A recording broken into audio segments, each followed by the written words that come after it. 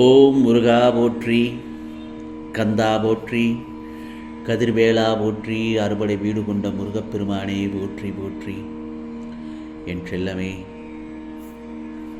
நாளை வெற்றி வெள்ளியில் ஓர் அற்புதம் நடக்கும். இந்த முருகப்பெருமான் சொல்வதை கேட்டு சந்தோஷமாகவும் நிம்மதியாகவும் தூங்கு என் செல்லமே. நீ என்னிடத்தில் புலம்புவது எனக்கு நன்றாக கேட்கிறது. முருகா, எனக்கு மட்டும் ஏன் இத்தனை சோதனைகள், துயரங்கள், பலவிதமான பிரச்சனைகள்? இரவு முழுவதும் தூக்கம் இல்லாமல் அழுது புலம்பிக் கொண்டிருக்கிறேனே. எத்தனை காலம்தான் இந்த துன்பமும் துயரமும்?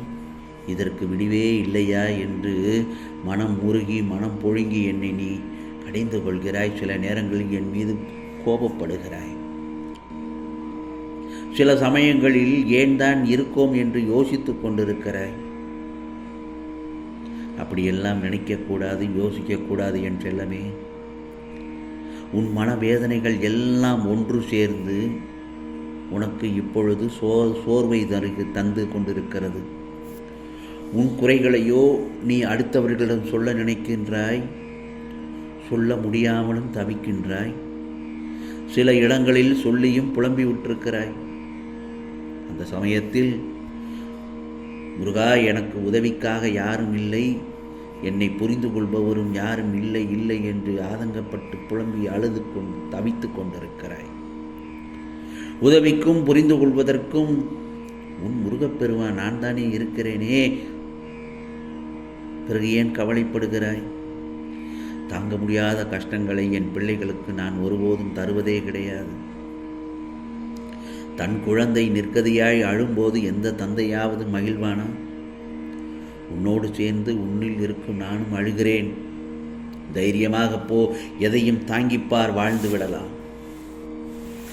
பணம், பொருள், பதவி, அதிகாரம் படைத்தவர்களாக இருப்பது மட்டுமே பாக்கியம் என்று நீ நினைத்து கொண்டிருக்கிறாய். அதுதான் உன்னோடது தவறு. ஆனால் உண்மை அது அல்ல என் செல்லமே. பாவங்கள் நீங்க பெற்றவர்களே உண்மையான அதிர்ஷ்டசாலி மற்றும் பாக்கியசாலி ஆவார்கள். பாவங்களை போக்கி பெற்றவர்களை நீங்க பெற்றவர்களே உண்மையான பாக்கியசாலி. அதுதான் மகிழ்ச்சியான நிறைவான வாழ்க்கையை தரும். எனவே நீ தெரிந்தோ தெரியாமலோ பிறருக்கு செய்த தவறை உணர்ந்து அதற்காக வருந்தி எப்போது என்னிடம் வழிபடுகிறாயோ அன்றே உன் பாவங்கள் அனைத்தும் நீங்கி நீயும் நல்வாழ்வு பெறுவாய் என் செல்லமே. உனக்கான விரோதங்களையும் வீண் விவாதங்களையும் தவிர்த்து விடு. உன்னால் முடிந்த நன்மையை நீ மற்றவர்களுக்கு செய்து கொண்டே இரு. நிச்சயம் அதுவே உன்னை இக்கட்டான சூழ்நிலையிலிருந்து காப்பாற்றும். தீமைக்கு தீமை என்பதை தவிர்த்து பிறருடைய அவசொற்கள் உன்னை ஒருபோதும் தீங்கிழைக்காதவாறு பார்த்துக்கொள். நெருப்பு என்றால் வாய் சுட்டுவிடுமா என்ன?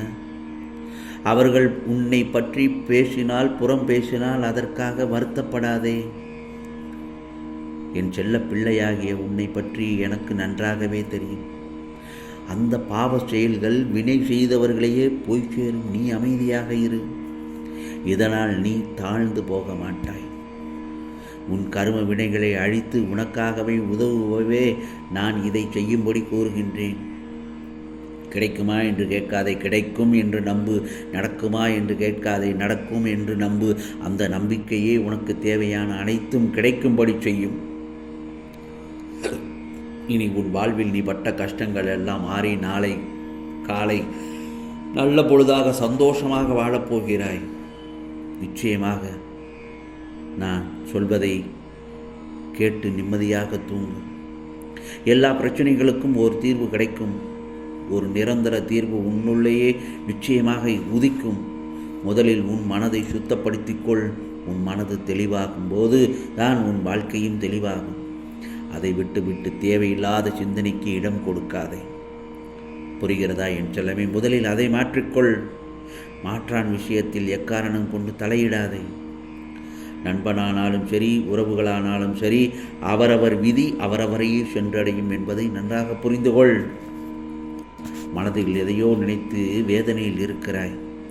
உன் வேதனைகள் எல்லாம் தீர்ந்து மகிழ்ச்சி வரப்போகிறது நாளைய பொழுது. நீ கவலைப்படாமல் என் மீது எல்லா பாரத்தையும் போட்டுவிட்டு நீ நிம்மதியாக உறங்கு. உன் நேர்மைக்கும் உண்டான பரிசை நிச்சயமாக நான் உருவாக்கித் தருவேன். அவை எல்லாம் நாளை காலை பொழுது நல்ல பொழுதில் உன் கரங்களில் வந்து அது தவழும்.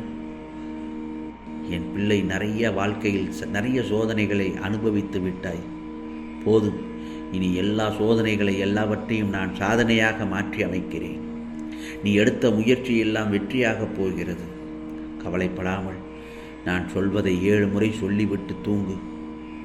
அந்த மந்திரத்தை சொல். இலகுவான மந்திரம்தான். ஓம் முருகா போற்றி, கந்தா போற்றி, கடம்பா போற்றி, கதிர்வேளா போற்றி, அறுபடை வீடு கொண்ட முருகப்பெருமானே போற்றி போற்றி என்று 7 முறை சொல்லிவிட்டு தூங்கு. நாளைய பொழுது உனக்கான பொழுதாகத்தான் விடியும் என் செல்லமே. கவலைப்படாதே. இது முருகப்பெருமானின் அருள் வாக்கு. நாளை வெள்ளிக்கிழமையில் நிச்சயமாக பல அற்புதங்கள் நடக்கும். இது முருகப்பெருமானின் அருள் வாக்கு, சத்திய வாக்கு.